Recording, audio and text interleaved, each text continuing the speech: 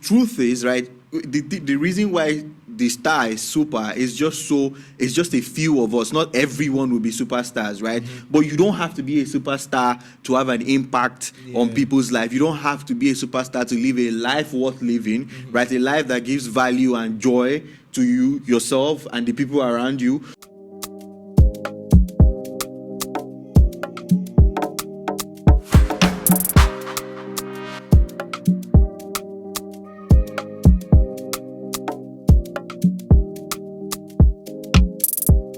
Hello everyone, welcome to the Shaft podcast, and this is another episode of the Shaft board. In today's discussion, we want to look at the topic of the youth and the increasing opportunities which are existent for us, but however, how no one is necessarily talking about the downsides or some of the negative things which we are indeed facing. And in today's episode, I'm here with two lovely gentlemen who will get to introduce themselves quickly enough, and then we'll get talking about this conversation. On my left, we have Raphael. Welcome, Raphael. Yeah, thank you very much, Erasmus. As usual, it's home. So yeah. Do you want to give the readers like a bit of an introduction into yourselves? Introduction. This is like my fourth time on the episode, which is going to be frequent. But social media person, commentator, and like stuff. A little bit of marketing there, but generally, I'm somebody who's experiencing anything you want to say with regards to youthful stuff. So I'm here. Yeah. Ralph is very passionate about the youth. Yeah. Okay. On my right, Tayo. Hi. Welcome, Hello, Tayo. Erasmus. It feels good to be here. Hi, everyone. My name is Omotayo, Jimoh. You can call me Tayo. I work as a lawyer in Nigeria, you know. Yeah. Passionate about lots of things, right? Yes. And one of them is, getting it right as, a demographic, right? So, it's nice. I think we should just get into it. Yeah, let's get into it. All right. Just like we do it on the Shaft board. So, the question today is that people are quick to talk about the youth bulge and how much a lot of opportunities are available to the youth of today. We are statistically far more educated than previous generations.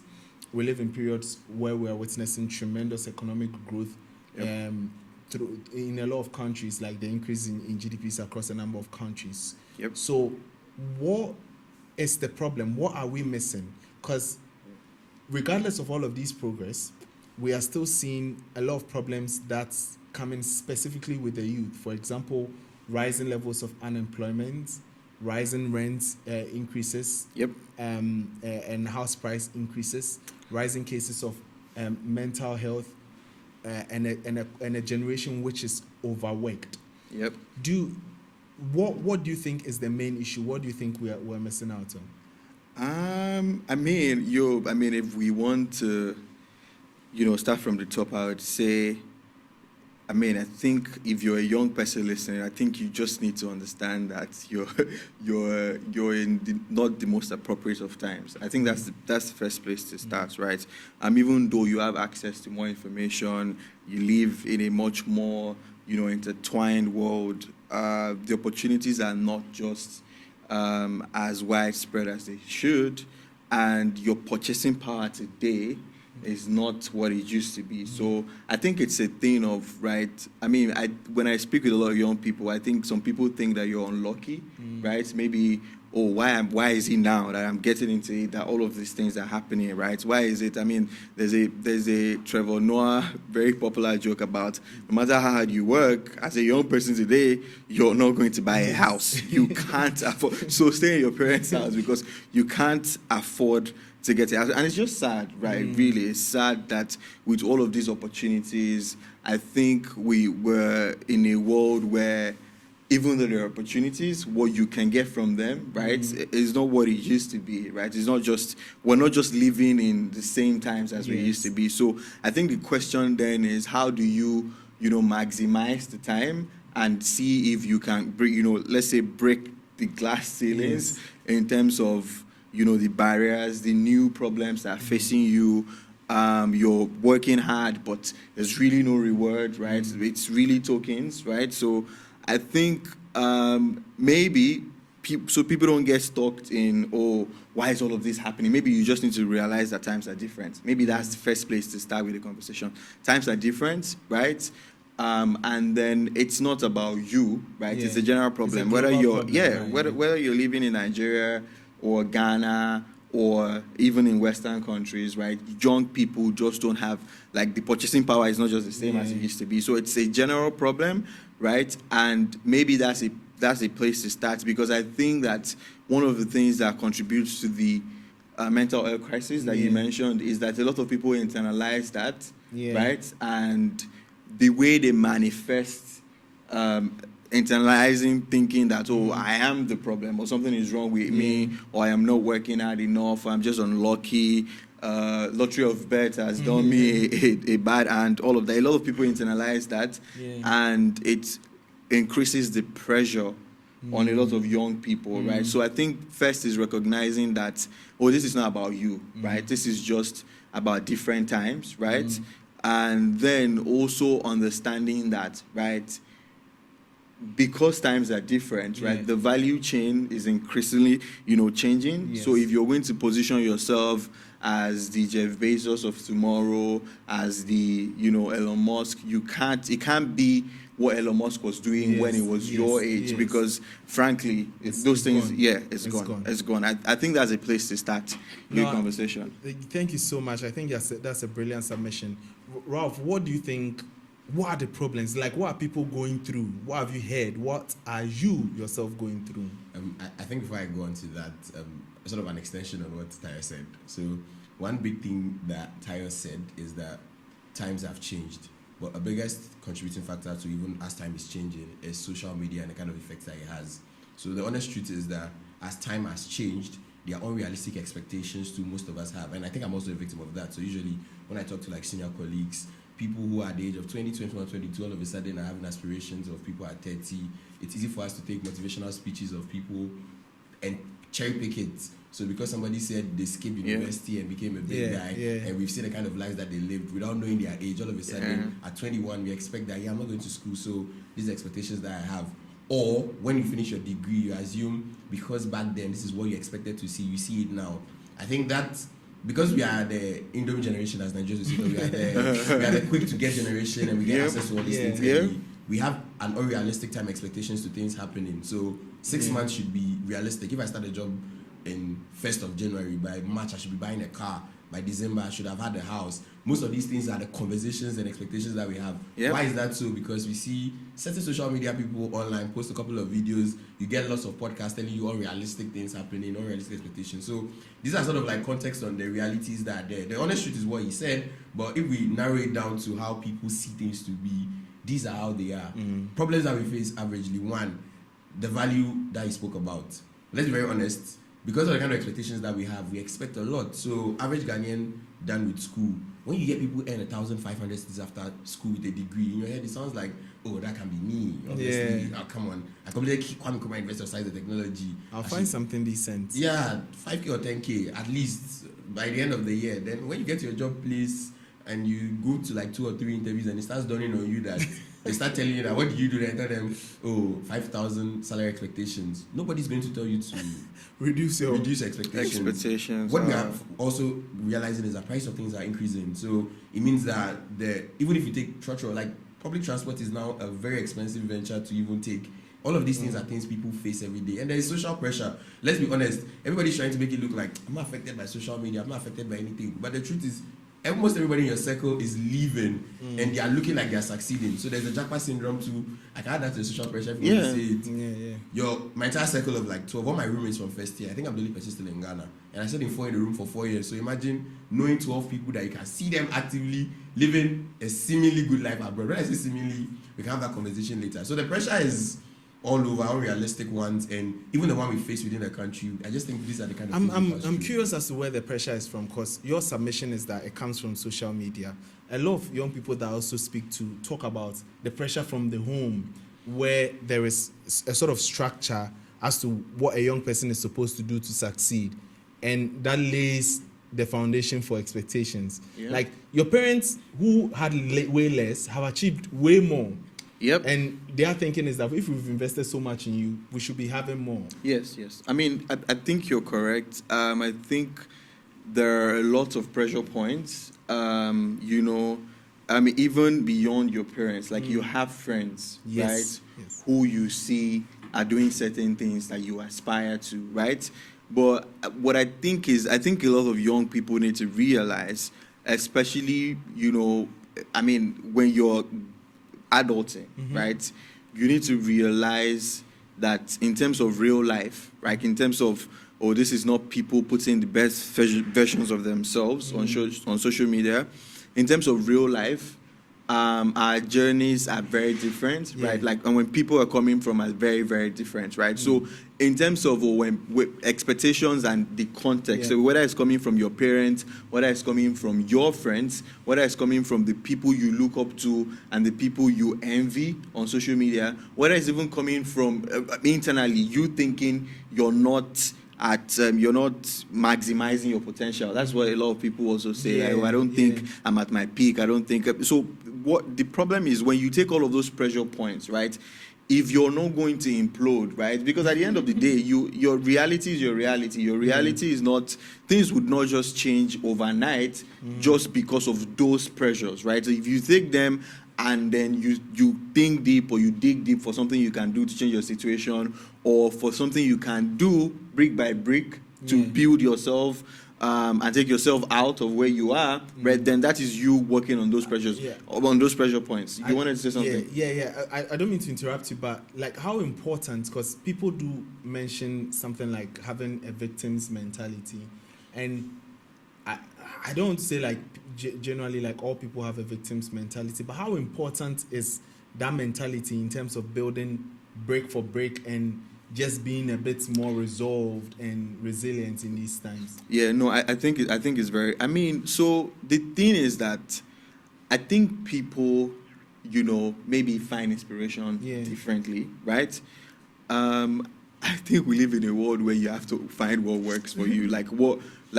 How, I mean, and I don't want us to like inadvertently contribute to the pressure, right? Of young people. I was seeing a tweet where somebody was saying, oh, you're in your 20s, you have time to make your mistakes, you're still young. And somebody was like, oh, you're in Nigeria, you're in Ghana, you don't have the time. Before you know it, you're going to be pushing 30 and, you're going to be 30 plus and all of that.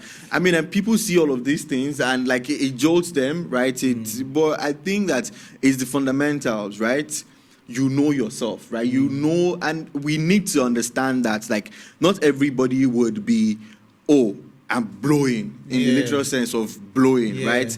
Some people would have to climb through the ladder, right? Exactly. Yeah, you have to climb through the ladder. You have a career, there's a trajectory, you move through it. Some people will move through it very rapidly, some people will not. But in terms of what you think you can do, I think, you have to find the mentality that works for you, right? What makes you, stay up at night thinking, how can I be better? How can I do this better? What business ideas are you thinking of, right? Are they the traditional ones? Are they the ones that require new technology? Are they the ones that solve problems for people? So you need something to literally put you on your toes. You need to, and sometimes, right, these things, they don't have to be, extremely profound, right? And because you have to understand that people are different, right? The opportunities you have access to are different. The people you have access to are different. A lot of people want to leave the country, but frankly, in today's world, not a lot of people can afford to do that, right? So, so people would say, okay, you know what, do what you can afford until you can afford to leave, which is fine. We the kind of situation we face, like, you wouldn't blame anybody for saying, oh, I have to leave, right? Like, that's just the reality, right? If people think that, they would find greener pastures abroad, do you understand? That's completely fine. In fact, I think that there are people who think if you're not finding those greener pastures, you're doing yourself a disservice. Yeah, because, right, there are countries that where you don't have to deal with low-level problems, and you can maximize your potential and scale it faster, right? Which is like, and it makes a lot of sense, right? Like, valid. Because the people arguing against that, right? When you ask them, okay, so where is the hope? Like, if you're saying, oh, don't Go. Don't do that. Where's the hope, right? Like when you ask people that, where is the hope? Like, kind of assurances they give you are not really assurances, to be honest. And you can see it. You can see the trajectory. You can see things going from, bad to worse, right? Like you can see inflation kicking your ass. If you get a promotion at work, before you get your first salary, like it doesn't matter. It doesn't matter. So I mean, it's just and I mean, I think the reason why we're doing this is to probably speak for a lot of people and let them know that it's the same everywhere, right? You just have to understand that, right? Whatever mentality gets you to break out of those barriers, and more importantly, because not everybody would break as fast or as big as we want. There also needs to be what helps you cope, right? Because I think that's a very big pain point for a lot of people, right? You want to break out, but in the meantime, how do you cope, right? Like, do you get? Yeah, that's profound. Yeah. Ralph, where's the line between discipline and this being a structural issue? Erasmus, you're putting me on the spot because it's very difficult. Very difficult question to answer. Yeah. At one point, you are cautious of what you are doing. There is a plan. Then there's also the point of when, as he said, the pressure takes you off your plan. Now, the reason why these things usually happen is because once the pressure happens, look at the short-term gain. Oh, it's just a party.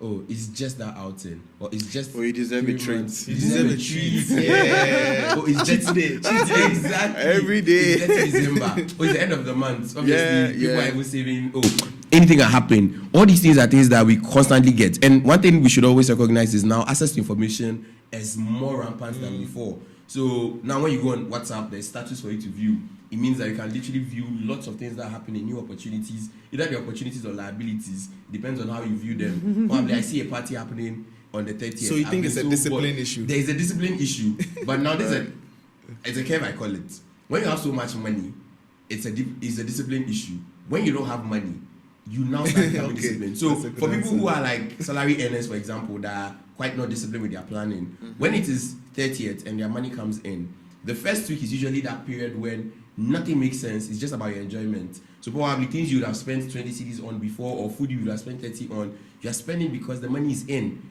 There's that middle of the month where you start having a cautiousness. Oh, guys, left with like 1K for the rest of the month. How do I do this? Then you start calculating. Probably you were eating times 2 before. You stop going online all the time. You only use office Wi-Fi. When you go home, you listen to music. Then it gets to the end of the month where you will be disciplined. Yeah. What we now always recognize is that the ability for you to survive that latter part of the month shows that if you were disciplined enough, you could have probably survived the entire period. So the dancing around is really there. It's not something I can probably just give a definite answer on, but that's what it looks like.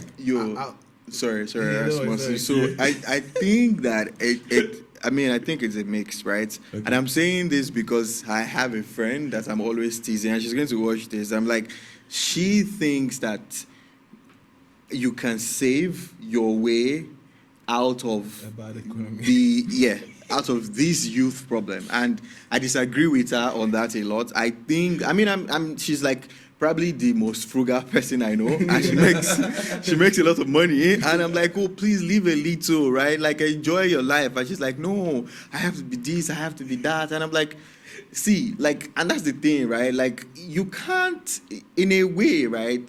The structures limit you, right? You can't, because if you have $1 million naira, like, saved, say 2020, so you have $1 million naira saved, then dollar was just, about maybe 1,000 there, about now we're at 1.6. So your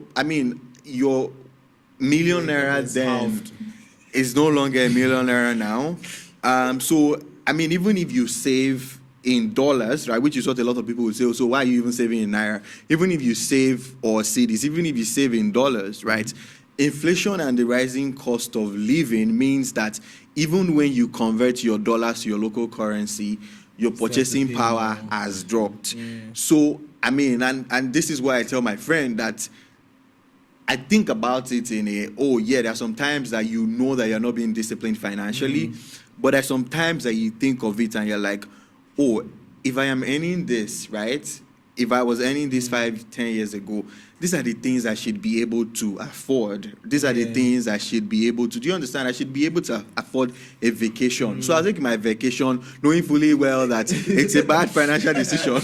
But knowing that if I don't take it, right, like me saving that money doesn't automatically mean that come next year, when I have accumulated enough, I would be able to afford a vacation of my standard. Do you understand? Yeah. Like, so it's I think it's sad that we have to do that, you know, like balance. No, it's a funny thing because, like, I think I was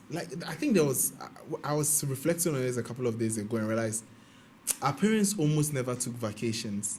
Like, I'm like, how did they do it? I'm like, so, because I came home and I was like, okay, I'm having a vacation. And I want them to leave me alone. So I'm like, okay, it's my vacation, so I need to rest. And they don't understand that. They're like, what? Why? Don't you sleep at night?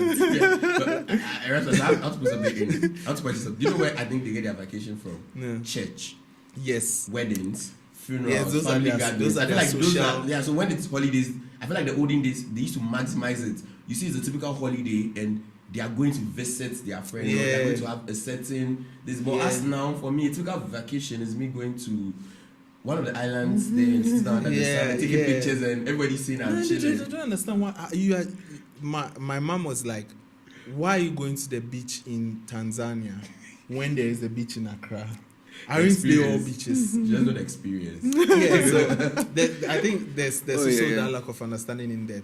But I want us to touch on this last issue, the options, right? Yep. And one of the key options that's come out from both submissions is the Japa option.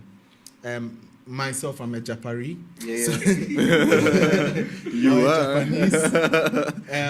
So I have my own perspective on it, but I've also seen both sides of the divide. Like I've experienced both sides of the divide. But I just want to give the opportunity to you guys to weigh in. I know Ty, you've said a lot in terms of the comparison in here, but you spoke about the pressure that this puts on you, but with a little caveat. What's that caveat? What's the market looking like now? So for me, I think the reason I used to be, if I get opportunity to, when everything is set. When I say everything is set, it means I'm not going to sell my parents' property, going to put my head on loans and my family, because apparently that's what people do. For them to go, their parents sell their lands, family stuff, and the whole idea is you go. If you go to school, whatever happens, you get back. Most of my friends that are there, the feedback you get from them is more of, whilst they are there, they cannot live their life because any dollar they earn, instead of them to probably eating a burger, they have to keep it because they have to pay black tax back home or pay debt back. So for me, I feel like anybody who wants to travel there, you have to travel at your own convenience.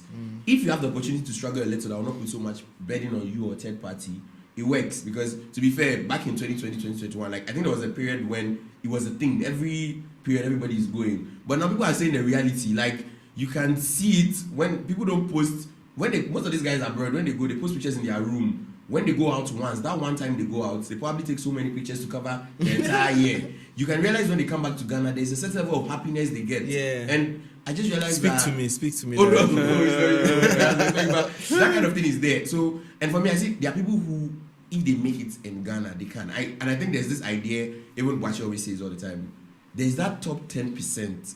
There's that group of people that are in the country that really are living the life that are supposed to be in the country. So people are living in Ghana but earning in dollars. So people are look. There's that kind of life that living it's a choice for you. So some people are here, vacation happens, and they go a 1 week vacation to the US, UK, and come back. I think it's just that it's time, and it's about how much you invest and how hard you work. For me, once again, if you get a chance to live and it's not going to burden anybody, you can. But don't make it something that is your biggest. I don't know, the word is not coming right, but don't make it something that will burden every other external person around you. It's an at all costs kind of thing. Because honestly, the reality will dawn on you. Because I'm saying it again. I said I know people. My WhatsApp contacts is literally a Japa season syndrome. When I post me eating something as simple as wache, everybody's like, wow, I miss wache. When you ask them how much do you buy wache there, they tell you it's like, oh, $20 is good delivery. I'm like, I converted. I'm like, Jesus Christ, guys are paying about how much we just watch it there. So I think you should just appreciate this little moments, the throw banter, everyday radio stuff. I'm sure my friends in Nigeria would probably say lights going off or all of those kind of things. Those are little things that still remind you of your Africanness. But those are the things you used to survive. I refuse light of being part of it. But yeah, but the point is, right now, so Erasmus has Japa, I've not, but sometimes I see the way he works so hard and something, and I'm like, hey, Erasmus, I sent him a picture of me eating a very nice abenkwa and the rest. I feel like there are small experiences you can use to just get yourself off the ease of the stress. Africa is bad. It's always been bad. I don't think it will get better looking at the elections that we have and the future presidents that we have. So I think once you psych yourself off, I'll live the moment, work hard, cry a little. Probably you can cry more, look for a coping mechanism. Probably it means going to church, praying more. And I think those are the things people do. Commit yourself to something. Some of us probably commit to debate tournaments, rant everything you want to say out in the 7 rounds and do whatever. But just survive. Survive and just make sure you'll be fine. If it works out, fine. If it doesn't, Great. still trust God, you'll be fine. Tayo, what's the way forward? Yes, my employers are. So I'm going to flip. I mean, I was just thinking, Erasmus. I was thinking about so for your folks, have you ever, encountered someone who actually did reverse Japa instead? Oh, So then they're coming back. Many of them, they come back in droves. Only that they never announce, and they keep a lot of pictures from old and continue posting, and you still feel like, they go in and out, but no, they are fully here. No, people who do it deliberately, so let's say that you've lived there, for a few years, and you're like, you know what? I've had enough, I'm coming back here. A lot of folks. What do you think about that, though? I don't think it's bad. I think if it's not for you, it's not for you. Like, my experience over there is that there are some people that it's not for them. It's really not for them. Like, it's no more about the money. Mm-hmm. The thing we always say, that money is not always the most important thing. Yeah. It really is true in this case. And especially when you are going there just for the money. Like, I think everyone's objective is different. For me, what I look forward to the most is the standard of living. Yeah, exactly. The ease in you don't have to deal with low level problems. Yeah, the ease in. So even though I'm facing other problems, I'm getting what I want, so I'm comfortable. But some people come there to make money if they are not making money. Like, why should they still be there? Some people come there because they want to take care of the family, and now the family is in disarray. Why should they still be there? They are racking up debts. Why should they still be there? So lots of people leave, of course, because of the stigma around it. No one really tells you, I've run away, I've come. They'll say, I'll go back. And you see them 1 or 2 times, and they'll tell you, okay, I'm here. One of my uncles, who when I was a kid, I always knew he was there. I think he was in Greece. I'm sure he's going to watch this, but we used to troll him all the time. He came back to Ghana for 3 years, and he went to Kumasi, and nobody knew he was there.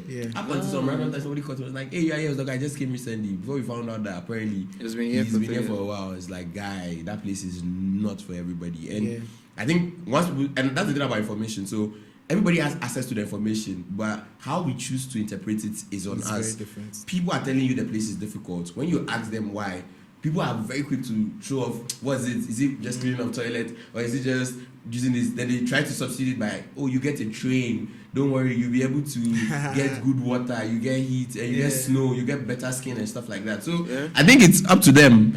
And I think it's up to us for you to choose, because now access to information is not a problem. But how you decide to deal with it is something that would work for you. Okay. In closing the discussion, I want to center it back to what we were saying around the prospects, as feeling like we've been given everything, but then our reality and experience being different. Yeah. How do we reconcile that now?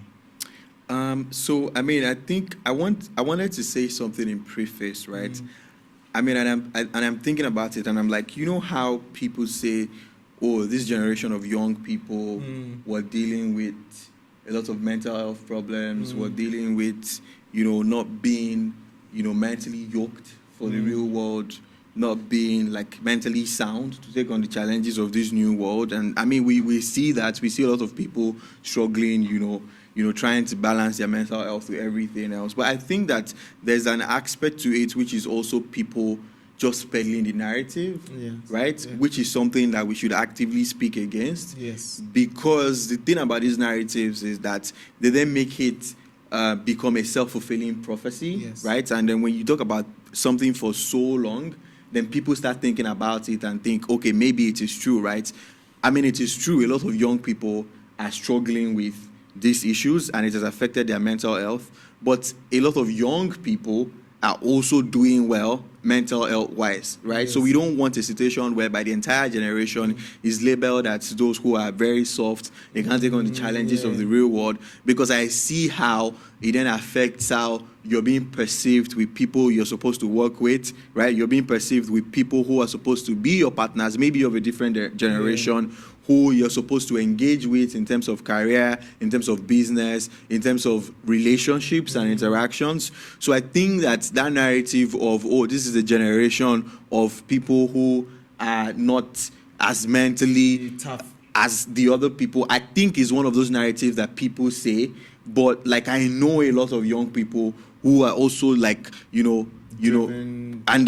wading through with their heads high, right? They're not letting all of these low-level problems and high-level problems, defeat their resolve. Do you understand? And have, friends creating businesses, creating solutions, very, very good at their job, taking it seriously, whatever space they find themselves, they try to assert, Excel. give value, excel, right? So there's a lot of that, right? And I think we need to emphasize that more, right? We do, but most times people look at it from an outlier perspective, somebody who is really, really successful, somebody who is a superstar, right? But the truth is, right, the reason why the star is super is just a few of us. Not everyone will be superstars, right? But you don't have to be a superstar to have an impact on people's life. You don't have to be a superstar to live a life worth living, right? A life that gives value and joy to you, yourself, and the people around you. So I think in terms of mindset shift,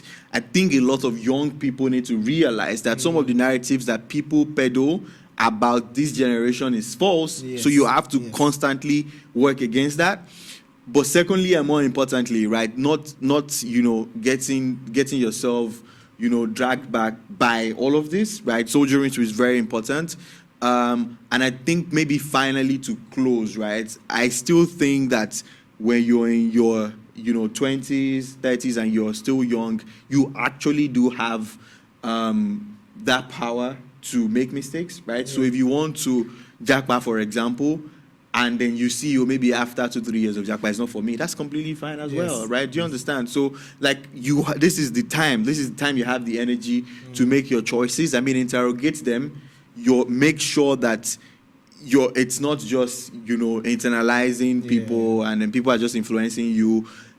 Try and save what is the real life. Like Ralph said, try and see what is the real life from what is just social media posturing, right? And understand that people come from different backgrounds, different privileges, but like at the end of the day, right, we're all gunning towards the same goal, excelling, being successful, trying to move into adulthood fully, right, being responsible, all of that. So I think in terms of way forward, first off, try and interrogate the narratives you hear about young people. Secondly, don't get bogged up in these low-level problems. You have to soldier, you have to power through, right? Do you understand? And you have the ability to do that. If somebody is telling you you don't, that's just determinism, right? Like that's just like it's just you're saying it's fixed. But that's hopeless. Yeah, exactly. So no, I don't think that at all. So that's my 2 cents. No, that's very insightful. Ralph, way forward. Taya said it. The only part I kind of disagree with him once again is I still think that as young people, I was about to say something that just I was about to say something very funny, but I just realized this podcast we have to be family friendly. As young people, one thing we should always prioritize again is they say life begin at 30. The only reason they said that is because that's the period when you assume responsibilities and all the things they say. But for us, life begins once you are done with school and you start playing the ball. What it means is that, as he said, we can make mistakes, but make mistakes that make sense. I don't know if this makes sense. Like, there are some mistakes. I agree. Yeah, I agree. Make mistakes that make sense. It means that the decision was not done out of just passion and vibes and motivational speaking a lot. Motivational speaking is good, but you need to be able to have like fundamentals to do with it. Another thing to understand is that the country is hard, but nowhere is easy. Also, nobody gives you their true background or gives you the secret to their success. Everybody is always trying to play around it. So it means you also have to find your own way to create your own secrets. Because when you ask most of these guys, what's making you what you are? It's God. Work hard. Believe in yourself. Yeah, do all those things, but still make sure you play the right cards to make sure you get what you want. And also one thing, I don't get why I disagree with him. One thing we should understand is mental health issues is not just it's not just for us Gen Zs. It's always been there. The problem with the old guys is that they had their ways of dealing with it. They had their ways of covering it up. They had their ways of making either manly or making alpha ways out of it. So when you speak to your old men or when you were 25, what happened? Like when you probably impregnated a couple of women back in your young ages. I'm just saying, how do you guys do with those? Example. I'm just saying, that's very spicy experience. How do you guys? Oh no, I'm just saying, how do you guys deal with those situations? Most of them, when you have those discussions with them deeply, they sign in and tell you the kind of things that they pass through. Yeah. Their point is mental health issues are not new. They've always happened. The good news of our generation is you can always speak out about it, write out about it, or always make people understand. People are listening, but people are not listening. But the idea that you're able to express yourself and you get access to people's information makes it very good for you to deal with the situation now. So for me, usually when these things happen, I feel like Erasmus would watch. Everybody always complain. He would say, I always speak out about it. The truth is, that's the best way I deal with it. So that he tells you, well, I experienced that too back then, and this is how I dealt with it. It's better than for you to lock it up and play some alpha syndrome, and eventually when it starts kicking you in the ass, you start blaming the rest of the world for ignoring you. Last, life is just like how life is. Last, life will get better. Thank you guys so much. It's been, I think I love these sessions. Like it's the Shafts board. Like I think we just had like an episode or two. We've not had one again, but I think I really love this one. Thank you guys so much. Thank you, Tayo. Thank you for having us, Erasmus.